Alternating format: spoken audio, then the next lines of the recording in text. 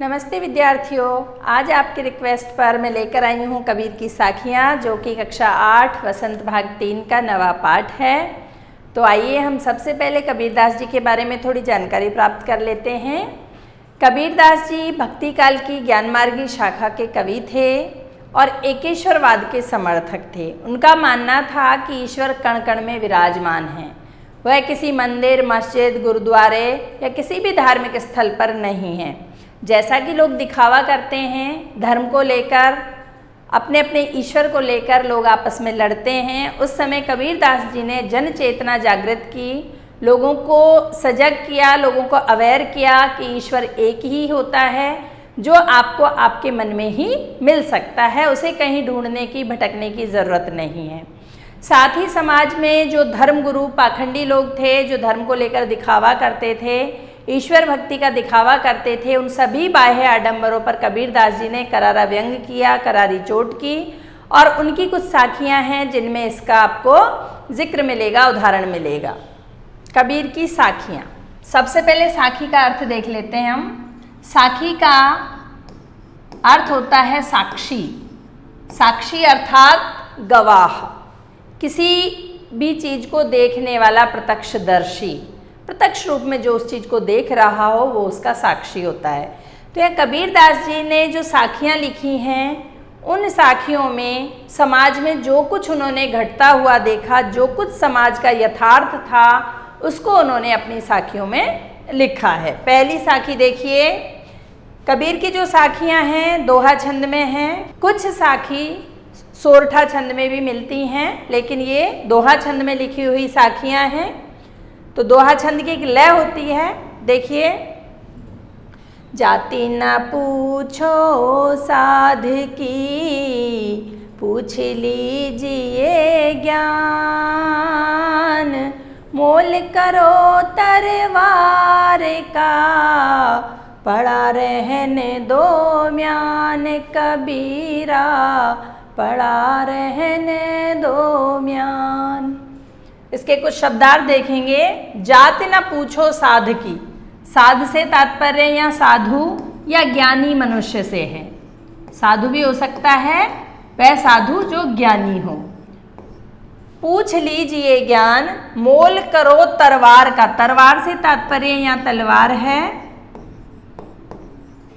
पड़ा रहने दो म्यान, म्यान होता है जिसमें तलवार रखी जाती है, अर्थात तलवार का कवर, तलवार का जो खोल होता है, तलवार का जो कवर होता है, उसे म्यान कहा जाता है। तो यहाँ कबीरदास जी कहना चाहते हैं कि हमें साधु की या ज्ञानी पुरुष की जाति नहीं पूछनी चाहिए, क्योंकि तत्कालीन समय में अर्थात कबीर के समय में जाति पाति अपने चरम पर थी। लोग पहले किसी की जाति पूछते थे, उसके बाद उससे बात करते थे। और कोई निम्न जाति का होता था, चाहे वो कितना ही ज्ञानी क्यों ना हो, उसका यदि पता चल जाए कि ये निम्न जाति का है तो उससे ज्ञान नहीं लिया जाता था, उससे बात नहीं की जाती थी। और उच्च जाति का व्यक्ति है, चाहे ज्ञानी नहीं है, तो भी लोग उसके बहकावे में, उसके चक्कर में आ जाया करते थे। तो कबीरदास जी ने इन्हीं कुरीतियों का खंडन करते हुए कहा है कि हमें साधु की, ज्ञानी पुरुष की कभी जात नहीं पूछनी चाहिए।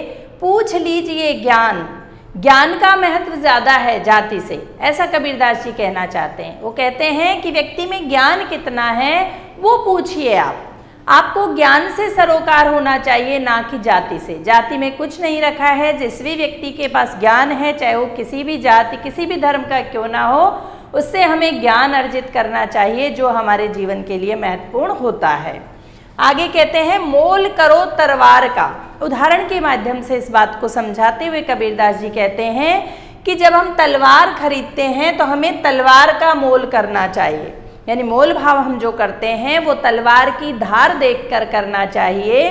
पड़ा रहने दो म्यान, तलवार किस तरह के खोल में रखी हुई है, तलवार का कवर कितना सुंदर है, वो देखकर तलवार का मूल्य हमें डिसाइड नहीं करना है, हमें मूल्य निर्धारण करना है तलवार की धार देखकर।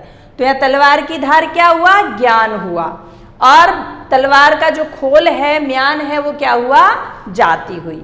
यानी ये जाति है, ये बाह्य आवरण है, और व्यक्ति के अंदर ज्ञान कितना है वो ज्ञान महत्वपूर्ण है। जिस प्रकार से तलवार की धार की वैल्यू होती है, तलवार की धार का मूल्य होता है, उसका म्यान का कोई मूल्य नहीं होता है।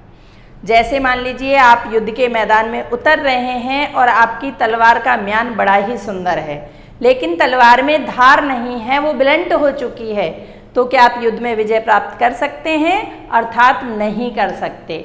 और यदि तलवार का म्यान चाहे जैसा है लेकिन तलवार की धार अच्छी है तो वो धार आपको अवश्य विजय दिलाएगी। उसी प्रकार से ज्ञान की धार होती है। तो कबीरदास जी चूँकि ज्ञान मार्गी कवि हैं और वो ज्ञान को ज़्यादा महत्व देते हैं, तो उसी ज्ञान को महत्व देते हुए उन्होंने कहा है कि सज्जन व्यक्ति, साधु व्यक्ति, ज्ञानी व्यक्ति की जात नहीं पूछनी चाहिए, उससे हमें ज्ञान प्राप्त करना चाहिए। अगली साखी देखेंगे। आवत गारी एक है, उलटत होई अनेक, कहे कबीर नहीं उलटिए, वही एक की एक कबीरा, वही एक की एक। कबीरदास जी कहते हैं कि आवत गारी एक है। गारी से तात्पर्य यहाँ गाली या अपशब्द। कोई भी आपको भला बुरा कहता है, अपशब्द बोलता है, तो उसको क्या कहेंगे? गारी। उलटत यानी उलटना, यानी उसे दोहराना, यानी किसी ने आपको अपशब्द बोला और उसके बदले में आपने उसको उलट दिया, उसको दोहरा दिया या उसको जवाब दे दिया। कहे कबीर नहीं उलटिए। कबीरदास जी उलटने को अर्थात जवाब देने को, दोहराने को मना करते हैं। यदि नहीं उल्टेंगे तो वही एक की एक, यानी कि जो कठिन शब्द थे वो ज़्यादा नहीं है इसमें। ये साखी समझ में आ रही है सीधे सीधे कि आवत गारी एक है। जब कोई आपको अपशब्द बोलता है, कोई आपको गाली देता है, कोई आपको भला बुरा बोलता है, तो वो एक शब्द बोलता है, लेकिन उलटत होई अनेक। यदि हम उसे उलट देते हैं, उलट कर जवाब देते हैं, गाली के बदले गाली देते हैं, तो वो गाली एक से अनेक हो जाती है, अर्थात बात बढ़ जाती है। फिर कबीरदास जी क्या कहते हैं, उसका उपाय बताते हैं कि बात कैसे नहीं बढ़ेगी। कहे कबीर नहीं उलटिए। कबीरदास जी कहते हैं कि कोई आपको जब भी अपशब्द बोलता है, आप उसको उलट कर जवाब मत दीजिए, उसे इग्नोर कर दीजिए, उस पर ध्यान मत दीजिए, वही एक की एक। तो उस व्यक्ति ने, सामने वाले ने जो गारी दी है, जो अपशब्द बोला है, वह शब्द एक का एक ही रह जाएगा।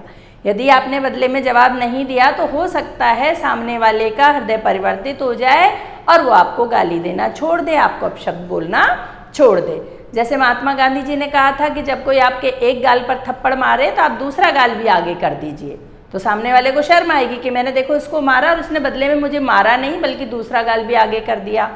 तो ये अहिंसा का उन्होंने पाठ पढ़ाया था। तो वही चीज़ लगभग यहाँ कबीरदास जी कहना चाहते हैं कि जब भी कोई आपसे लड़ाई झगड़ा करता है, आपसे अपशब्द बोलता है, तो आप बदले में उसको जवाब वैसा मत दीजिए, आप शांत रहिए। तो उसने जो गाली दी है वह एक की एक रह जाएगी और सामने वाले का हृदय परिवर्तित भी हो सकता है। ओके, अगली साखी देखते हैं। माला तो करे में फिरे, जी भी फिरे मुख माही,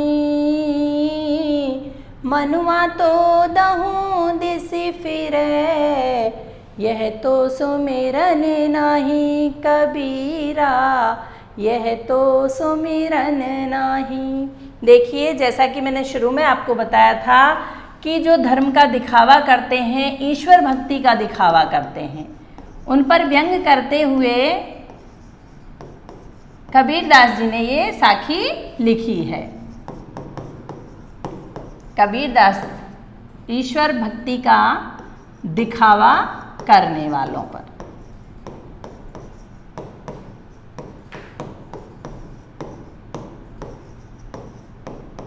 ईश्वर भक्ति का दिखावा करने वालों पर कटाक्ष किया कबीरदास जी ने। वो कहते हैं माला तो कर में फिरे।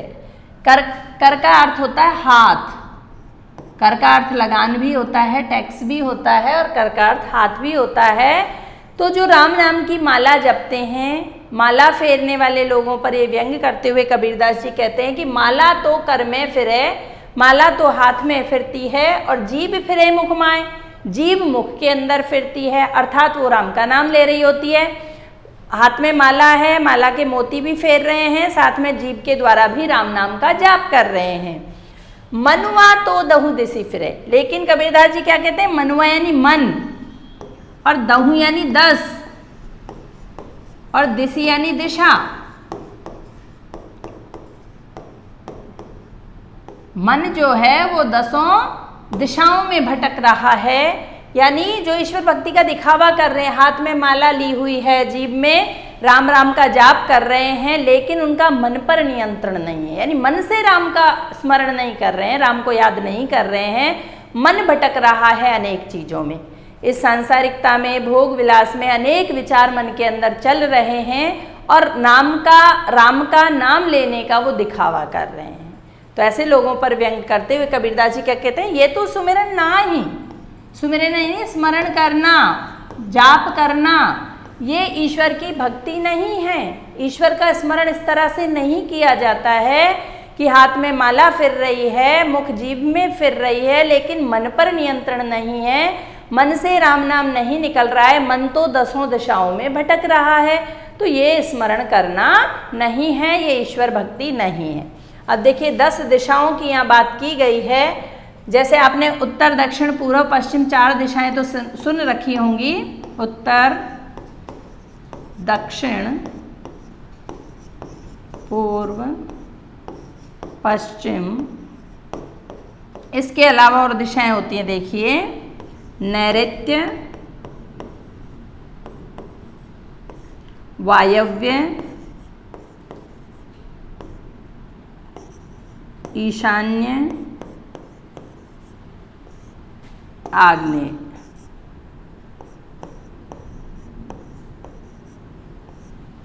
ये कितनी हो गई, 8 दिशाएं हो गई, और 2 दिशाएं हैं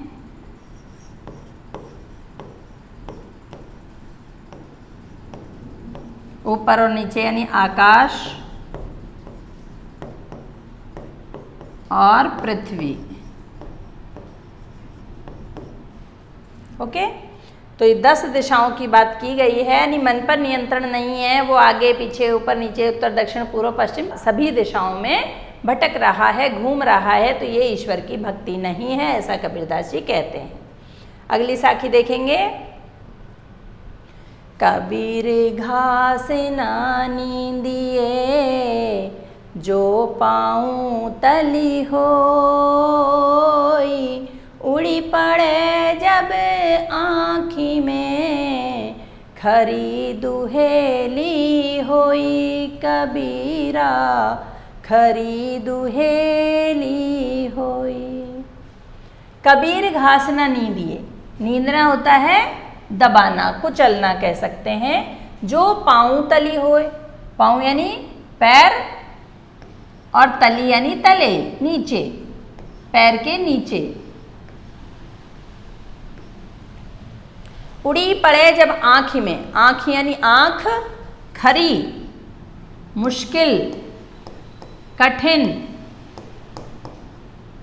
और दुहेली यानी दुखदाई, दुख देने वाली, तकलीफ देने वाली, पीड़ा देने वाली। तो कबीरदास जी कहते हैं कि घास को कभी भी नींदना नहीं चाहिए, कुचलना नहीं चाहिए, जो पाँव तली हो, जो पाँव तले घास होती है उसे हमें कभी नींदना नहीं चाहिए, उसे कभी हमें कुचलना नहीं चाहिए।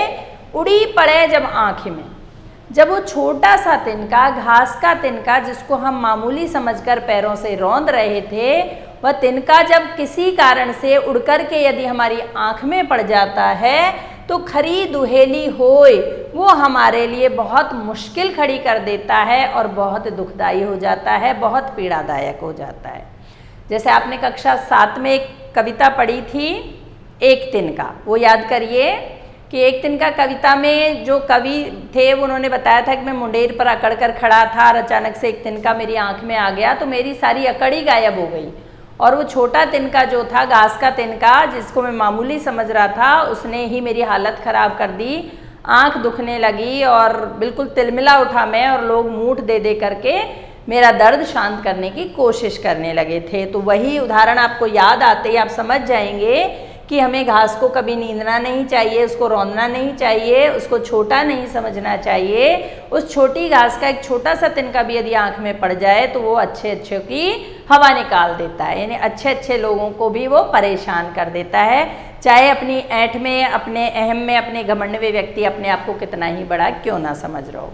इसका भावार्थ होगा कि जिन मनुष्यों को हम समाज में छोटा समझते हैं, तुच्छ समझते हैं, हीन समझते हैं और उनका हम उपहास उड़ाते हैं, उन पर व्यंग करते हैं या उनको प्रताड़ित करते हैं, उनको परेशान करते हैं, तो ऐसा हमें नहीं करना चाहिए। वही छोटा व्यक्ति समय आने पर हमारे लिए खरी दुहेली बन सकता है, यानी बहुत अधिक पीड़ादायक वो हो सकता है, बहुत ज़्यादा नुकसान वो हमारा कर सकता है। इसलिए किसी भी मनुष्य को हमें छोटा समझकर उसका तिरस्कार नहीं करना चाहिए। क्लियर है? अंतिम साखी देखेंगे। जग में बैरी कोई नहीं, जो मन शीतल होए, या आपा को डारी दे, दया करे सब कोई कबीरा, दया करे सब कोई। जग में बैरी कोई नहीं, जग यानी संसार, दुनिया, और बैरी यानी शत्रु, शत्रु या दुश्मन। शीतल, शीतल से मतलब शांत, शीतलता से तात्पर्य है, शांति से है। आपा, आपा यानी होता है घमंड, अहम। डारी, डारी यानी डालना, त्यागना कह सकते हैं इसको, और सही अर्थ इसका जाने तो त्यागना। दया करे सबको। कबीरदास जी कहते हैं कि जग में बैरी कोई नहीं, जग में आपका शत्रु कोई नहीं है यदि, जो मन शीतल हो। यदि आपका मन शीतल है, आपका मन शांत है, तो दुनिया में आपका कोई भी दुश्मन नहीं हो सकता है। या आपा को डारी दे, आपके अंदर जो आपा है, जो स्वय का भाव है, अहम का भाव है, घमंड का भाव है, अहंकार का भाव है, उस भाव को यदि हम त्याग दें, यानी अपने घमंड को यदि हम छोड़ दें, तो दया करे सबको। हर व्यक्ति आपसे दयापूर्वक व्यवहार करेगा, अर्थात अच्छा व्यवहार करेगा, उत्तम व्यवहार करेगा। जब आपके अंदर घमंड नहीं होगा, अहम का भाव नहीं होगा, आपका मन शांत होगा, शीतल होगा, तो हर व्यक्ति आपके प्रति अच्छा व्यवहार रखेगा, आपसे अच्छा व्यवहार करेगा, तो दुनिया में आपका कोई भी शत्रु नहीं हो सकता है। शत्रु कब पैदा होते हैं? जब हम अपना घमंड का भाव दिखाते हैं और हमारा मन शीतल नहीं होता है, हम लड़ाकू प्रवृत्ति के हैं, कोई भी व्यक्ति कुछ भी कहता है तो हम उसका कुछ भी अर्थ निकाल करके लड़ने को तत्पर रहते हैं, तो हमारे अनेकों दुश्मन पैदा हो जाते हैं, बन जाते हैं। ठीक है, तो कबीरदास जी कहते हैं कि यदि आपका मन शांत है, आपके अंदर कोई घमंड का भाव नहीं है, तो दुनिया में आपका शत्रु कोई नहीं हो सकता है। हर व्यक्ति आपसे बहुत अच्छा व्यवहार करेगा, दया का व्यवहार करेगा। तो ये थी 5 साखियाँ कबीरदास जी की, और ये नीतिपरक साखियाँ थी, यानी कितनी भी आप नैतिक मूल्यों की कहानियाँ पढ़ते, यानी 500 कहानी आप पढ़ लेते, तब जितने मूल्य मिलते उतने मूल्य इन 5 साखियों में हैं। तो इन साखियों का अर्थ समझिए, भाव समझिए, और इसमें जो सीख मिली है उसे आप अपने जीवन में ढालने की कोशिश कीजिए, व्यवहार में लाइए। फिर देखिए आपका जीवन किस तरह से बदल जाता है, और आप देखेंगे कि आपके आसपास का माहौल सकारात्मक बन जाता है। वीडियो कैसी लगी ये कमेंट करके बताइएगा, अच्छी लगे तो लाइक, शेयर और कमेंट कीजिए।